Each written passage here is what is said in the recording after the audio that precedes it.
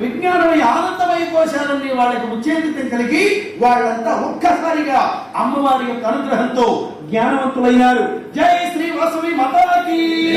వాళ్ళందరూ అమ్మవారి యొక్క అనుగ్రహానికి పాత్రులై, ఓ వాసవి మాత, మా అజ్ఞాన వశంతో నిన్ను అందరినీ అనేక దుర్భాషలాడాం, ఈ వాసవి గీతం ద్వారా మేము పుణ్యాన్ని పొందుతున్నాం.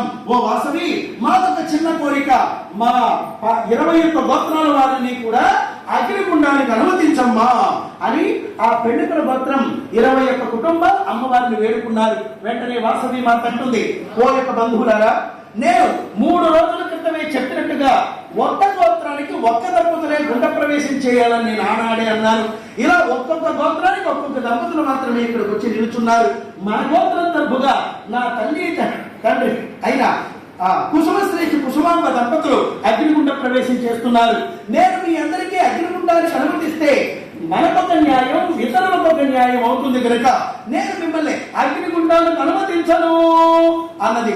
వీళ్ళు నానా విధాలుగా ప్రార్థించారు. అయినా అమ్మవారు వారిని, ఈ 21 దంపతుల్ని, పెళ్లికుల గోత్రాల వారిని అగ్నిగుండానికి అనుమతించలేదు. చివరికి ఆ పెళ్లికుల గోత్రం వాళ్ళు 21 కుటుంబాల వారు 102 గోత్రీకుల్ని ఇలా నమస్కారం చేసుకో, ఓ వైశ్య దంపతులారా, మీరు ఏ పుణ్యం చేసుకున్నారయ్యా, వాసులతో పాటు అగ్నిగుండ ప్రవేశం చేసి పరమపదమైన మోక్షాన్ని పొందుతూ ఉన్నారు. అనేక వేల యోగులలో జన్మించిన మానవుడు చిట్ట చివరిదైన మానవ జన్మకొచ్చి మోక్షం కోసం ప్రయత్నించిన వేలాది మందిలో ఏ ఒక్కరికో మోక్షం వస్తుందని భగవానుడు అన్నాడు. మీరు ఇంత పుణ్యం చేసుకుని మోక్షాన్ని పొందబోతున్నారే, ఓ 102 గోత్ర దంపతులారా, మా త్యాగాన్ని కూడా మేము నిరూపణ చేస్తాం అని వాళ్ళంతా ఇలా అంటున్నారు. ఓ 101 గోత్ర దంపతులారా, మీ అంతమంది దంపతుల్లో ఎవరైనా అనైశ్వర్యవంతులుంటే మీ అనైశ్వర్యాన్ని మా పెళ్లికుల గోత్రం వాళ్ళని తీసుకొని మా పెళ్లికుల గోత్రం వారికి ఉన్న ఐశ్వర్యాన్ని మీ 102 గోత్రీకులకు ఇస్తున్నాం. మీలో ఎవరైనా దురదృష్టవంతులుంటే మీ దురదృష్టాన్ని మొత్తాన్ని మా పెళ్లికుల గోత్రం వాళ్ళని తీసుకొని మా పెళ్లికుల గోత్రం వాళ్ళకున్న అదృష్టాన్ని మీకు ఇస్తున్నాం. మా ఎవరైనా దారిద్ర్యంతో మీ 102 గోత్రాల వారిలో ఉంటే మీ దారిద్ర్యాన్ని మొత్తం మా పెళ్లికుల గోత్రం వాళ్ళని తీసుకొని మా ధన సంపదలను మీ 102 గోత్రీకులకు ఇస్తున్నాం. మీలో ఎవరైనా నాస్తికులు ఉంటే మీ నాస్తికతను మేము తీసుకొని మా యొక్క భక్తిని, పుణ్యాన్ని, ఆస్తికతను మీ 102 గోత్రీకులకు ఇస్తున్నాం.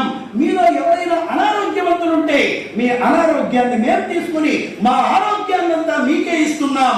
మీలో ఎవరైనా సంతానహీనులుంటే ఆ సంతానహీనతను మేము తీసుకుని మీకు సంతానాభివృద్ధిని మా పెళ్లికుల గోత్రం వాళ్ళని కల్పిస్తున్నాం.